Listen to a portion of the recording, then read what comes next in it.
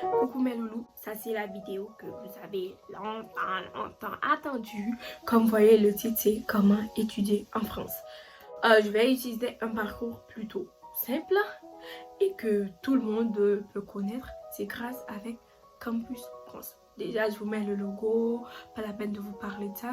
Donc, je vous dis juste, c'est une agence qui permet aux étudiants d'aller étudier en France.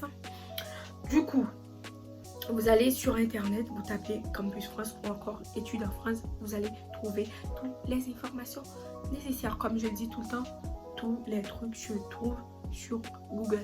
Il y a pas, c'est pas de la magie, hein. Ensuite, vous montez sur Google, sur l'espace études en France, vous créez un compte. Et là encore, vous avez votre espace étudiant. Déjà, tout est clair, c'est en français. Si vous parlez anglais, vous avez qu'à transcrire la langue en anglais et c'est fait. Donc là maintenant, je ne vais pas vous dire ouais, allez lire. Faut juste que vous preniez le temps de lire et de comprendre. Et c'est pas du mandarin, on comprend. Limite pour les gens qui parlent mandarin, vous comprenez, hein? C'est juste une blague. Bref. C'est comme par exemple, il y a environ 4 paniers.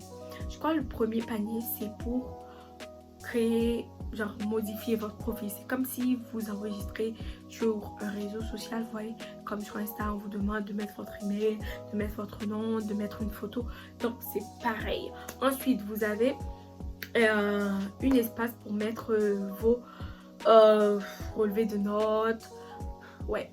Par exemple, si vous êtes en terminale, il vous faut les notes du secondaire 1 ou 2, je me rappelle pas trop, jusqu'à la terminale. Comme par exemple, moi, il y a mon école là qui fait ce qu'on appelle des bulletins presque chaque mois. Par exemple, au début, on a septembre, carnet de septembre, octobre, ouais, octobre, novembre, puis premier trimestre, décembre, ouais, on continue janvier, février, ainsi de suite. Du coup, à Campus France, on demande tous ces carnets.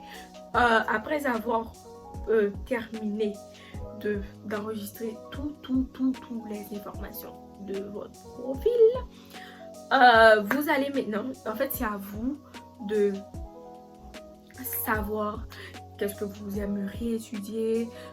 La liste des universités sont disponibles, comme je vous dis, tout se trouve sur l'internet. C'est pas de la magie, il suffit juste d'écrire les trucs et de lire par la suite. Je sais que nous les jeunes là, on déteste lire.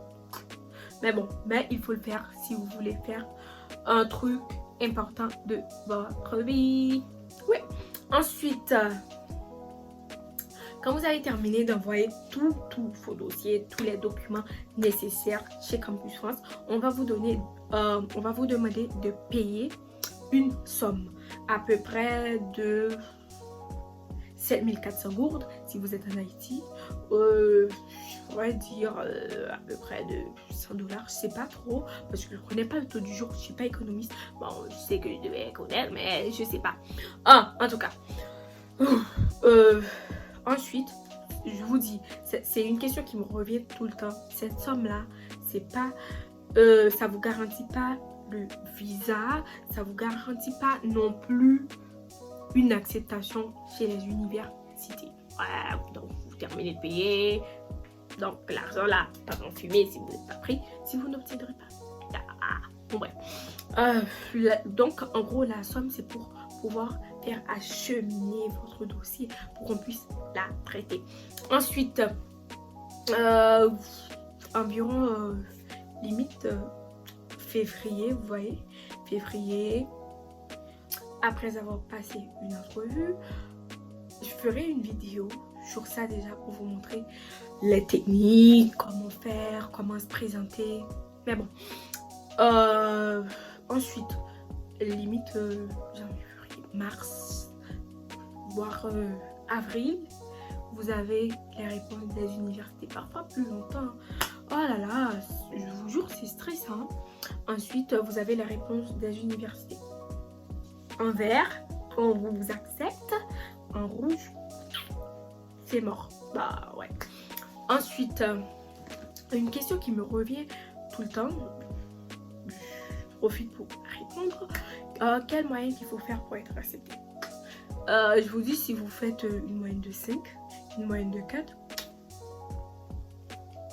faut même pas. Hein? Bon, si vous voulez perdre votre argent, vous pouvez y aller. Mais moi, franchement, je vous déconseille. Hein.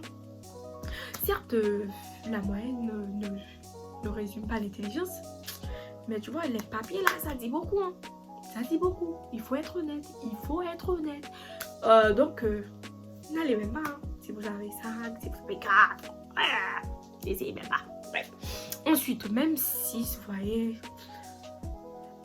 c'est lourd hein, pour beaucoup d'étudiants qui vont postuler. Vous avez 6. Ça peut se passer. Mais c'est un risque. Ensuite, après, bon, vous préparez vous devez trouver un logement, trouver des papiers, ouais, à l'ambassade. Là encore, je ferai une autre vidéo pour pouvoir vous expliquer les papiers, tout ce qu'il faut et tout ce qu'il ne faut pas faire pour aller à l'ambassade pour une bonne réussite du visa. Donc, je vous conseille, bon, si vous voulez, je peux vous aider. Ouais, je suis là, je vais répondre. S'il y a un truc qui n'est pas assez clair dans la vidéo, je vais répondre. Limite, si je trouve que la question est pertinente, je répondrai. Merci beaucoup d'avoir écouté toute ma voix pendant longtemps, d'avoir regardé la vidéo. Et je vous demande de vous abonner et d'activer la cloche de notification.